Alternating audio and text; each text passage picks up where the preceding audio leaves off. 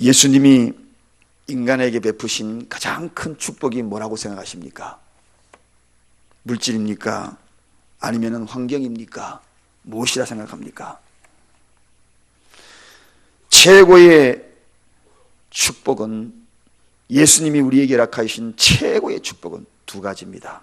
하나는 구원입니다. 영벌받을 수밖에 없는 저와 여러분들을 영생으로 옮겨주신 그 놀라운 것, 정말 놀라운 축복이죠. 두 번째 축복이 무엇입니까? 그것은 바로 성령님을 보내주신 것입니다. 성령님. 그렇습니다. 그 구원의 축복을 이 땅에서도 마음껏 누릴 수 있도록 인도하여 주시는 것, 그 인도자, 그분이 바로 성령님. 그래서 온전한 구원과 인도해 주시는 분, 인도와 구원, 목적지까지 갈 수 있도록 인도해 주시고 영원한 생명까지 그 목표점에 도달하는 그 놀라운 구원, 이게 바로 예수님이 우리에게 주신 가장 놀라운 축복입니다. 예수님이 이렇게 놀라운 성령님을 보내주신 그 성령님, 그분은 도대체 누구인가? 하나님의 영, 그리스도의 영, 바로 성령, 그분을 우리는 보호자다, 또한 동반자다, 또한 헬퍼다, 도움 주시는 분이다, 그렇게 이야기를 합니다. 그래서 오늘 본문에서도 성령님의 이름을 또 다른 보혜사다, 그렇게 소개하고 있습니다. 또 다른 보혜사. 이 말은 같은 동질성을 가진 또 다른 사역자, 그런 뜻입니다. 또 다른 보혜사, 즉 예수님과 똑같은 동질성을 가진 그분이 바로 성령님이다. 또 다른 그런 의미입니다. 여기서 예수님의 이 보호자, 보혜사라는 뜻이 뭔가? 이 뜻은 동질의 보호자입니다. 한마디로 돕는 자, 그리고 동행자, 그리고 파트너, 그리고 변론자, 그리고 변호사, 그런 뜻입니다. 그래서 내 곁에서 늘 이러한 보혜사로서 돕기 위해서 오신 분이 바로 성령님이다. 그래서 성령님이 임하시기만 임하면 나는 늘 도움을 받을 수밖에 없다는 것입니다.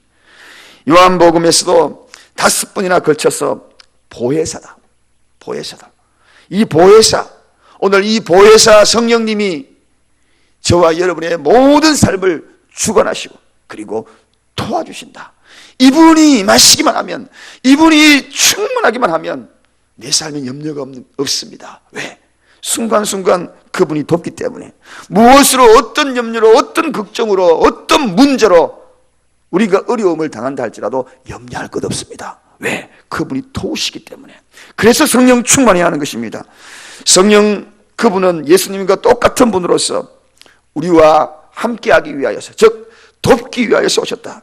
오늘 성령님이 우리에게 얼마나 밀착하여서 도와주시는지, 오늘 그 성령님의 밀착하여 도와주시는 그분을 본문 16절 17절에는 거듭 강조하면서 이렇게 이야기합니다. 우리와 영원히 함께하는 분이다. 영원히 도와주시는 분이다. 그리고 우리 곁에 머물러서 도와주시는 분이고, 우리 안에서 우리를 도와주시는 분이고, 나를 결코 떠나지 아니하면서 도와주시는 분. 그래서 이 성령님이 오시면 우리 안에 계속 머물러서, 즉 우리 안에 계속 머물러서 끊임없이 도와주시는 분. 그러니 우리가 성령 충만해요. 성령 충만하면 도움을 받을 수밖에 없다. 사랑하는 여러분, 우리 곁에서 항상 함께 머물러서 도와주시는 이 성령님, 그 성령님을 우리 마음속에, 심령 속에, 저 심령의 모든 그릇에 가득가득 모셔드리고 싶지 않습니까? 이번 기회에 이 도와주시는 성령님을 심령 저 깊숙한 곳에서, 바닥에서부터 가득가득 모셔드리는 저와 여러분 되십시다. 여러분 가정에는 누가 악역을 담당합니까? 교육적인 차원에서 교육을 시키기는 시켜야 되는데, 자녀들을 교육시키기 위하여서는 누군가가 악역을 담당을 해야 돼요. 누굽니까? 우리는 제가 담당을 합니다. 그래서 항상 어릴 때부터 교육시킬 일이 있고 지금도 할 말이 있으면은 불러가지고 조용히 이야기합니다. 제 아내가 이야기하지 못하는 그 이야기들을 제가 문자를 보내든지 아니면은 앉혀놓고 조곤조곤 이야기하고, 어릴 때는 매를 대었습니다. 매를 대고 초등학교 때까지 매를 딱 들고 혼을 딱 냈습니다. 그래서 아빠를 좀 무서워합니다. 지금도. 제가 혼내고 나면 그 다음 단계가 있습니다. 제 아내가 저 눈치를 설설 보더니만 못 이긴 척 하면서 아이들을 몰래 위로해 주지요. 이 아이들이 저를 바라볼 때는 어릴 때 그림을 그리라 그러면 호랑이로 그리고, 그래서 저희 아내를 그림을 그리면 항상 양으로 그렸어요. 저거 어디 호랑이처럼 생겼으니까 눈썹은 호랑이처럼 생겼다고 이야기하더라고요. 그런데 어느 집이든지 간에 이 악역이 있습니다. 교육을 시켜야 되는데 그럼 서로 미루지요. 당신이 해. 그러다가 나중에 서로 안 하고 넘어가는 경우가 참 많습니다. 그러나 교육을 시킬 때는 시키는 것이 중요하지요.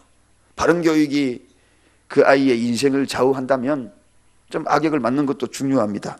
그 악역만 맡으면 상처가 남습니다. 누군가가 또 위로해 줘야 됩니다. 유대인도 마찬가지입니다. 유대인들도 자녀들이 잘못하면은 반드시 아버지가 그 악역을 맡습니다. 대부분 아버지가 악역을 맡아야지, 매를 들어야지 그 집안이 질서가 서고 위계가 잡힙니다. 그래야지 이후로도 그 집안이 탄탄하게, 아버지 말 한마디 딱 하면은 모든 것이 쫙 정리가 돼요. 그렇지만 어머니가 그 일을 감당하게 되면 나중에 되면 아버지 돌아가시고 어머니가 힘이 없으면 나중에 되면은 그 질서가 또 무너질 수도 있어요. 우습게 볼 수도 있어요. 그래서 아버지가 하시는 것이 참 좋습니다. 유대인들은 그래서 교육을 반드시 아버지가 질서 있게 딱 그렇게 이야기합니다. 매를 들어도 아버지가 됩니다. 그래서 아버지가 매를 딱 들고 방에 들어가면 어머니가 다시 찾아가서 그 자녀들을 위로합니다. 네가 잘못해서 맞은 거 당연하지만 너를 때리는 아버지 마음은 더 아프단다. 그러면서 그 매는 다 사랑의 매야 하면서 눈물도 이렇게 닦아주고 머리도 쓰다듬어주고 그렇게 합니다. 그러면은 울다가도 그 어머니의 손길을 통하여서 마음의 위로받고 그리고 울음을 그칩니다. 여러분, 여기에서 보다듬어주고 그 울음을 멈추게 하는 그 역할을 감당하는 그 어머니의 손길, 그 손길이 뭐냐? 바로 성령님, 보혜사 성령님의 손길이라는 것입니다. 때리시고 어루만져 때리시는 분은 성부 하나님께서 때리시고, 또 보다듬어 주시는 것은 성령 하나님께서 보다듬어 주시는 이 역할을 잘 감당하는 것. 그래서 성령님은 정말 좋으신 분이에요. 위로해 주시는 분, 위로자입니다. 옹호자입니다. 변호인입니다. 돕는 자입니다. 조력자입니다. 오늘 본문에도 그 속성을 여지없이 드러내고 있습니다. 그래서 보혜사는 한마디로 친정 어머니 같은 손길입니다. 여러분, 속내를 어느 날 갑자기 다 털어놓고 싶은데 돌아가신 친정 어머니가 생각나서 때로는 혼자 눈물을 지을 때가 종종 있지요. 우리 어머니 같으면 다 들어줬는데 그런 이야기를 종종 하는 것을 봅니다. 어머니 같은 존재가 바로 보혜사, 내 속내를 다 이야기할 수 있는. 그래서 이 성령님의 이 보혜사라는 이 뜻은 막연히 돕는 자가 아닙니다. 곁에서 함께 도와주신다. 곁에서, 바로 곁에서 도와주신다. 늘 지켜보시면서 대기하면서 도와주신다. 대기했다가 도와주시는. 그래서 우리가 성령 충만하면 그 순간순간에 대기하셨다가 5분 대기조처럼 즉각적으로 도와주시는 분, 그때마다 찾아오셔서 어루만져 주시는 분, 그분이 바로 성령입니다. 곁에서 항상 대기했다가 도와주시는 것. 저는 그런 역할을 참 잘했습니다. 제 개인적으로 항상 그런 좀 장점이 있는 것 같아요. 군에 있을 때도 제가 인사장교하면서 대대장 주위의 그림자처럼 멀찌감치 보면서도 항상 대기를 했어요. 순간적으로 눈빛만 봐도 감정을 읽고 뛰어가서 필요한 것을 제가 쫙 채워줬어요. 챙겨드립니다. 그리고 어느 날 그러더라고. 어깨를 툭 치면서 야, 네가 해서 내가 행복하다 그러는 거예요. 네가 해서 내가 행복하다.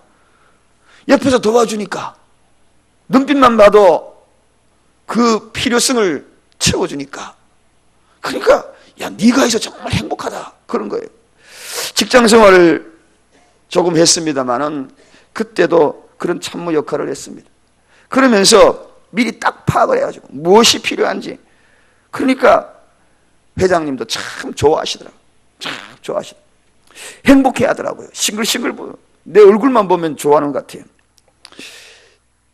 요즘 말씀을 묵상하는 시간이 부흥회도 있고 또 신방이 시작이 되었기 때문에 시간이 거의 없습니다. 낮에 말씀을 준비할 시간이. 그래서 밤 늦은 시간까지 계속적으로 있으면 제 아내가 덜랑덜랑 계속 제가 필요가 무엇인지 왔다 갔다 해요. 그러다가 차 한 잔 줄까요?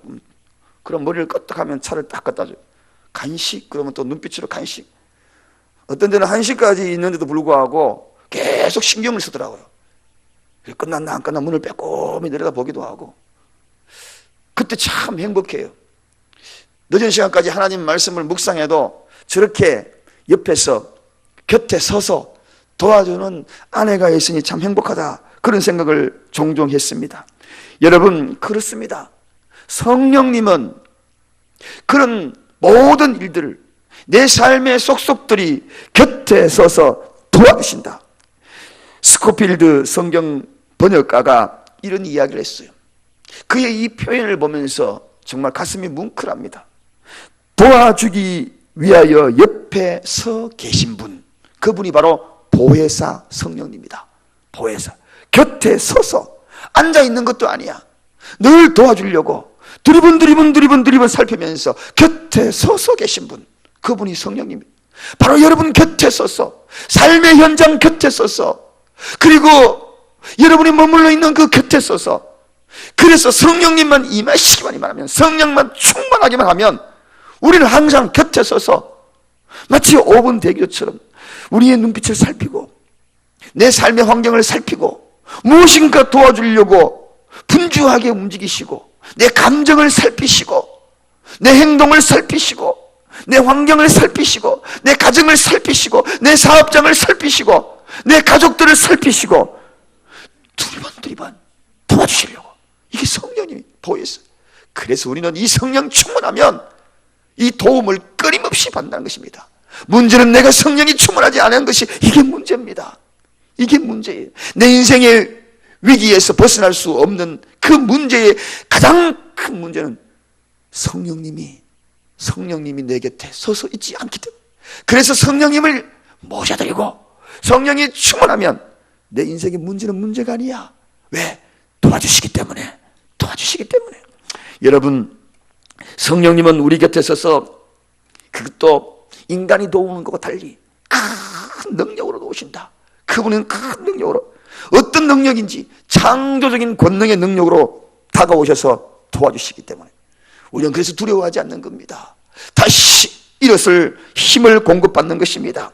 힘써도 안 되고 예서도 안 되고 어찌할 바 몰라서 방황하는 그들에게 여호와의 신으로 가능하다고 스가랴 4장 6절에 이야기하지 않습니까?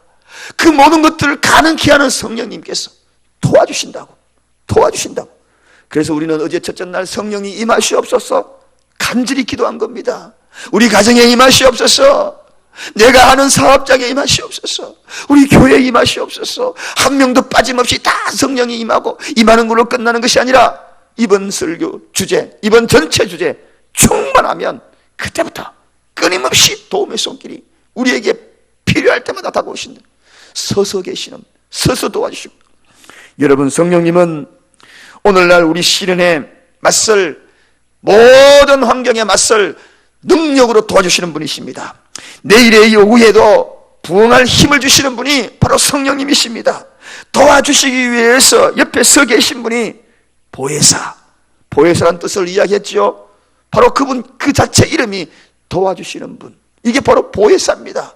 그분의 이름의 뜻입니다. 도와주시기 위해서 오신 분이에요. 행여나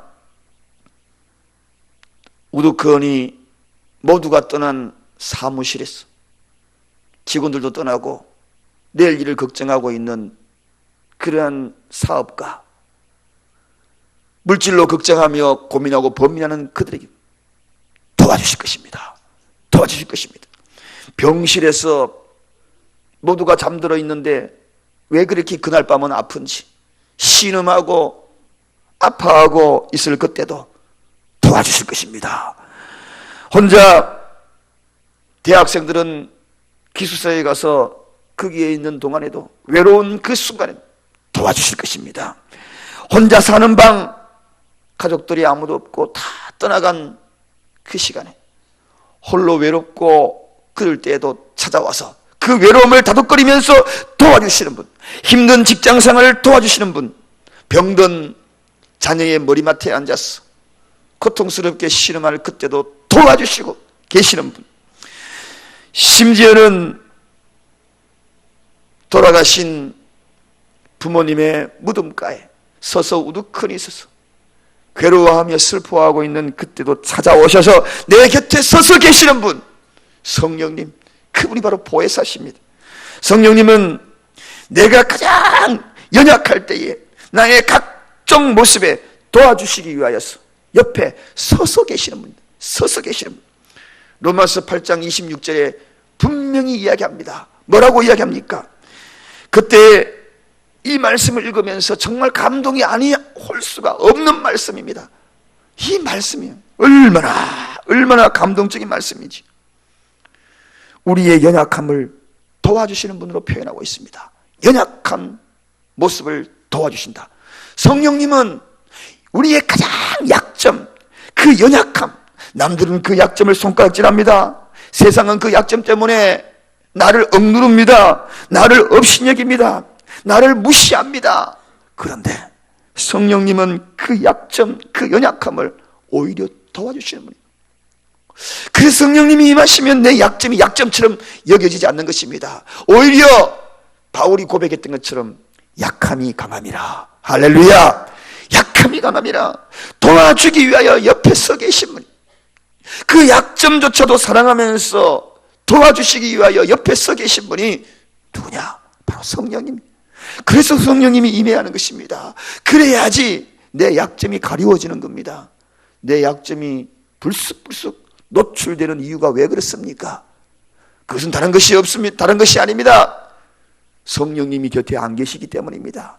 성령님이 계시면 그때마다 가리워 주셔요. 약점을 가리워 주셔요. 이 모든 것들 연약할 때마다 오히려 붙들어 주셔요. 그래서 도와주기 위하여 옆에 서 계신 분, 오늘 이 말씀을 잊지 마시기 바랍니다. 막힌 담을 무너뜨려 주시고 풀리지 않는 문제를 풀어 주시고 열 수 없는 문을 열게 해 주시는 분, 안 되는 일도 가능하게 하시고 도와주시는 분. 그래서 성령이 우리에게 임해하는 것입니다.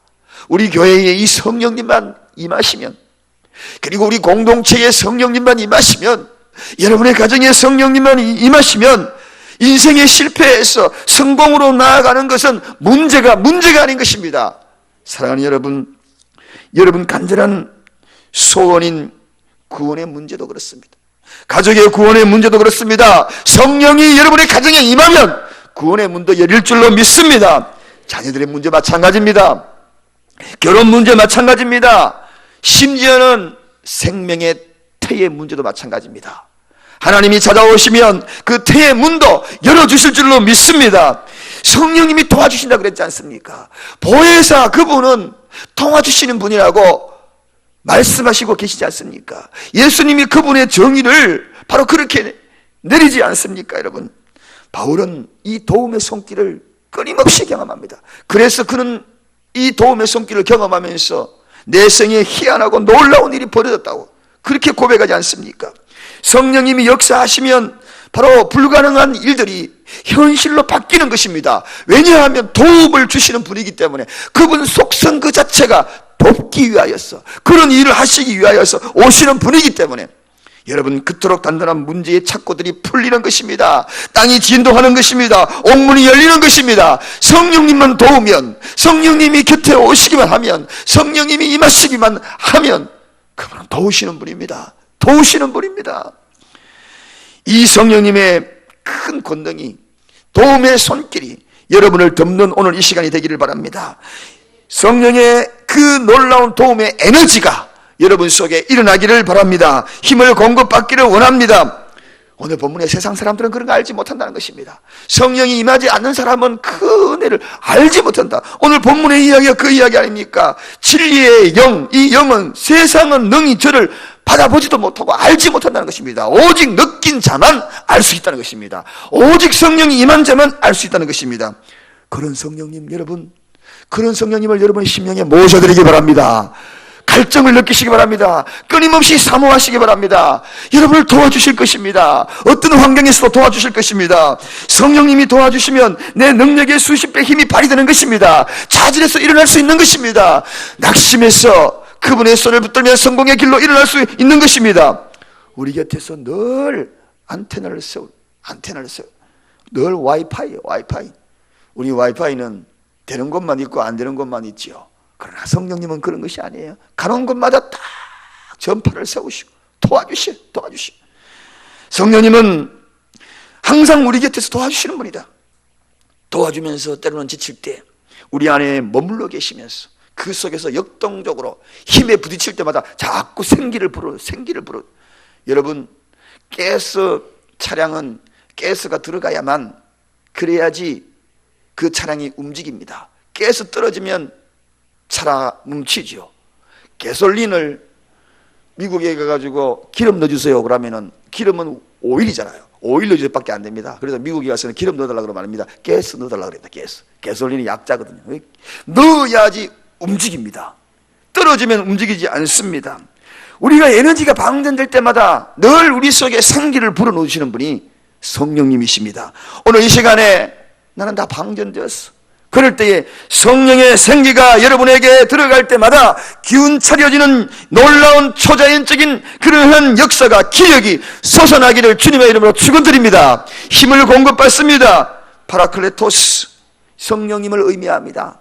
그 의미 속에는 마음속에 위로해주고 그리고 힘을 공급해 주시면서 생기를 불어넣어준다, 그런 의미를 갖고 있습니다. 생기를 불어넣어준다.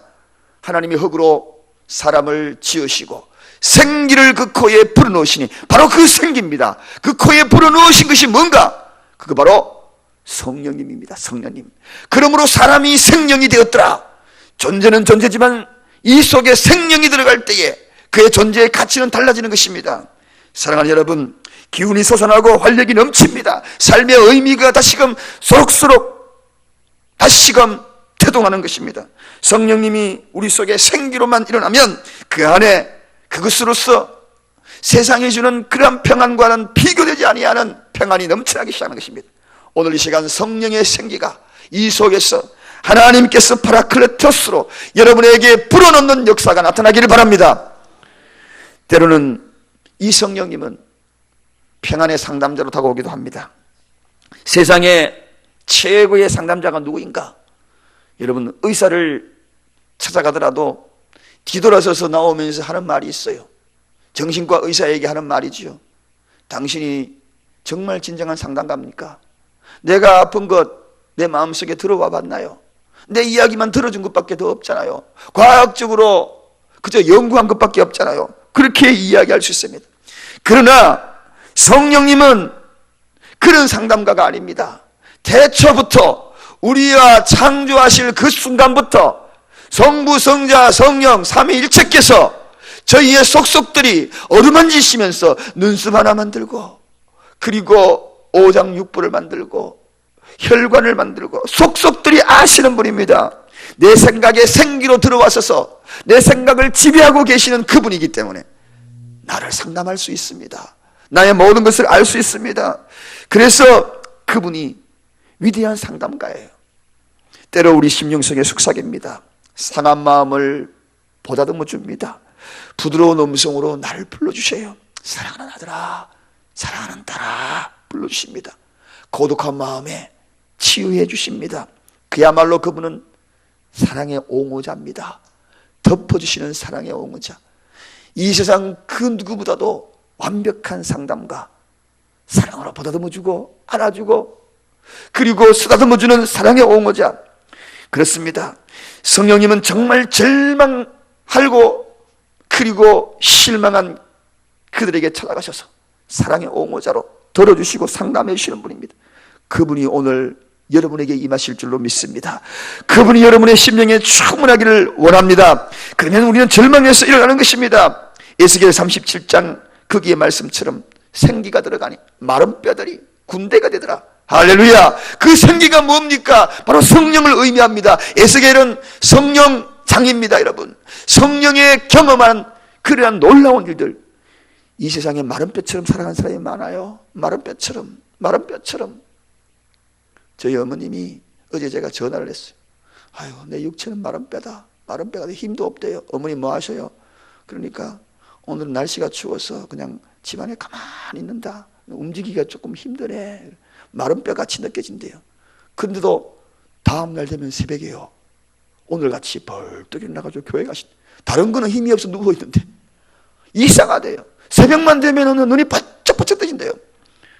성령은 생기입니다. 여러분, 마른 뼈가 생기가 들어가면 힘이 나는 것입니다. 여러분, 인생이 마른 뼈 같은 인생이 있습니까? 내 인생은 공고하여 마른 뼈 같은 그런 삶이라 할지라도 성령은 새 힘으로 공급하시는 분입니다. 활력의 영이십니다. 생기로서 바로 마른 뼈 같은 이들을 일으켜서 군대를 만드시는 분이 성령님이십니다. 어떤 어려움에, 어떤 아픔에, 어떤 시련이 와도 새 기운을 주셔서 일어나게 만들고 도움을 주시는 분이 바로 성령님입니다. 그래서 이 세상의 가장 위대한 축복, 구하는 이에게 좋은 것으로 주시지 않겠는가? 그 구하는 것이 뭡니까 여러분? 돈입니까? 무엇입니까?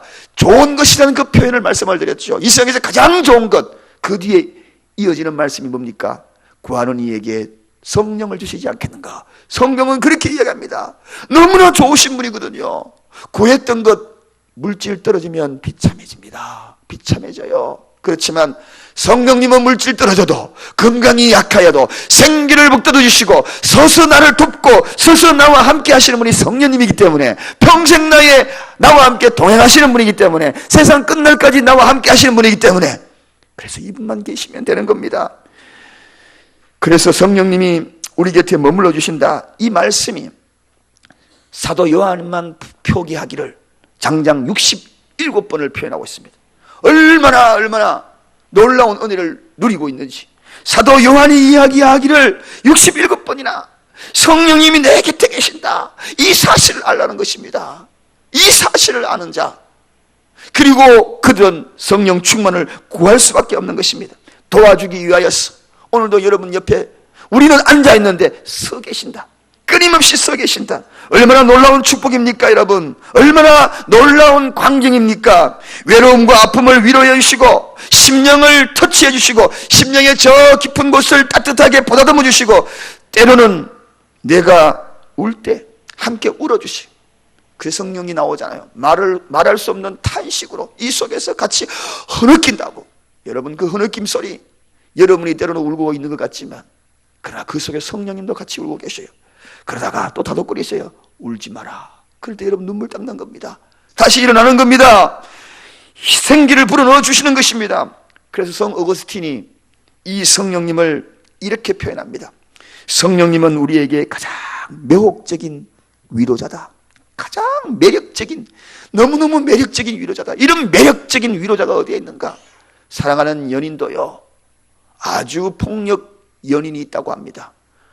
요즘 그게 가장 무섭대요. 죽도록 사랑한다 하고 꽃다발 갖다 주고 했는데 어느 날 갑자기 마음에 안 들으니까 헤어지자 이런 이야기가 서서히 나오니까 폭력해가지고 살인하는 그런 연애 살인이 너무나 많이, 목숨을 다 그냥 그렇게 매력적인 남자친구 여자친구인 줄 알았는데 알고 보니까 살인마.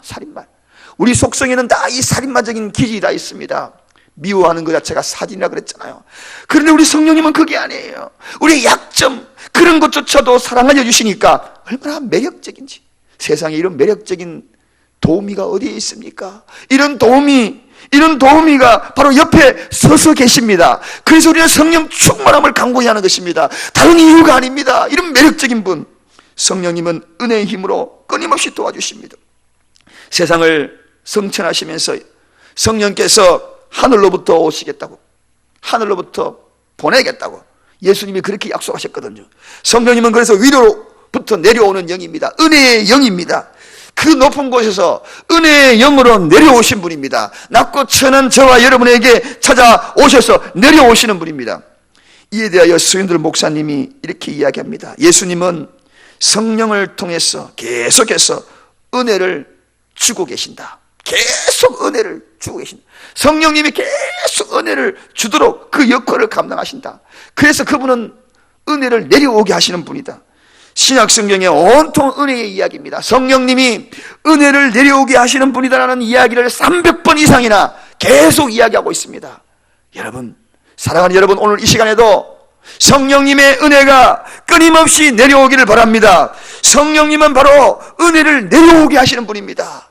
그래서 우리가 성령 충만하면 오늘 이 시간도 끊임없이 은혜를 체험할 수 있는 것입니다. 말씀이 임할 때마다 꿀송이처럼 단 은혜를 체험할 수 있는 것입니다. 왜냐하면 은혜가 내려오기 때문에. 그분은 은혜를 내려오게 하시는 그런 분입니다. 은혜는 히브리 말로 헨이라 그러고 그리스 말로 카리스라 그러고 영어로 그레이스라 그럽니다. 여러분, 이 은혜는 끊임없이 우리를 덮어야 하는 것입니다. 은혜로운 자, 성령의 그 놀라운 능력을 덧입는 자, 그 자가 누굽니까? 우리가 한마디로 이야기하기를 은혜로운 사람이다. 그 사람이 왜 은혜로운 사람이 되었는가? 성령이 내려왔기 때문에 그렇습니다. 성령이 충만한 사람은 은혜로운 자가 됩니다. 그래서 성령이 충만한 자는 매사에 모든 것을 은혜로 풉니다. 왜냐하면 은혜로운 사람이기 때문에. 은혜로 풉니다. 문제가 부딪힐 때마다 은혜로 풉니다. 시험이 들 때마다 은혜로 풉니다. 그 은혜로 푸는 자가 누구인가? 성령이 충만한 자. 그래서 보면 압니다. 위기 당할 때, 문제 부딪힐 때, 시험 당할 때에 어떻게 푸는가? 은혜로 푸는가? 이성으로 푸는가? 감정으로 푸는가?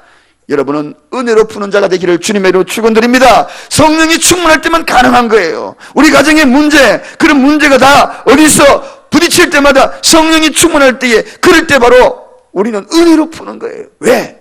은혜가 내려오기 때문에.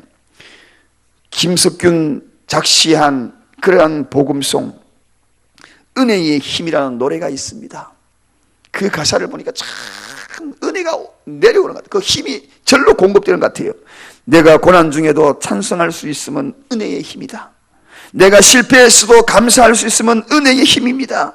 내가 대적하는 자를 사랑할 수 있으면 은혜의 힘이다.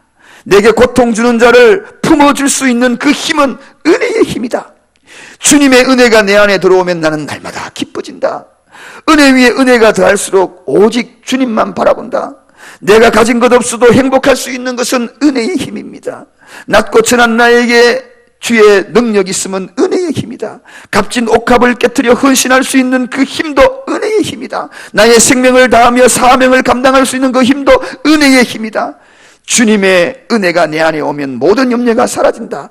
은혜 위에 은혜가 더하일수록 견디고 이길 힘이 생긴다. 주님의 은혜가 내 안에 들어오면 나는 날마다 기뻐진다. 은혜 위에 은혜가 더할수록 오직 주님만 바라본다. 은혜 위에 은혜가 더해질수록 견디고 이길 힘이 생긴다. 은혜의 힘입니다. 할렐루야. 이 은혜의 힘이 생기기 위해서는 성령 충만하면 이런 힘을 공급한다는 것입니다. 사랑하는 여러분, 저는 이제 말씀을 정리합니다. 가정을 세우고 교회를 세우고 세상을 이기도록 하는 것은 필요적절한 은혜가 필요한 겁니다. 그 은혜가 어디에서 오는가? 그 힘은 어디서 공급받는가? 성령님입니다. 성령님은 힘으로 다가오시고, 무슨 힘으로? 완력으로, 폭력으로? 아닙니다. 은혜의 힘으로 다가오는 것입니다.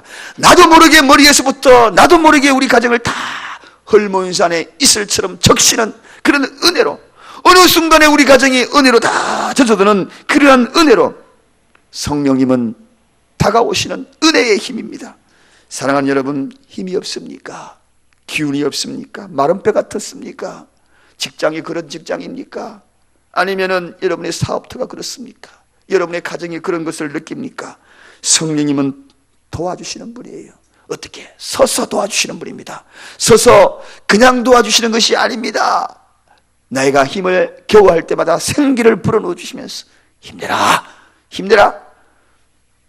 그런 생기를, 마른 뼈 같은 나에게 생기를 불어넣어 주시면서 도와주시는 분이에요.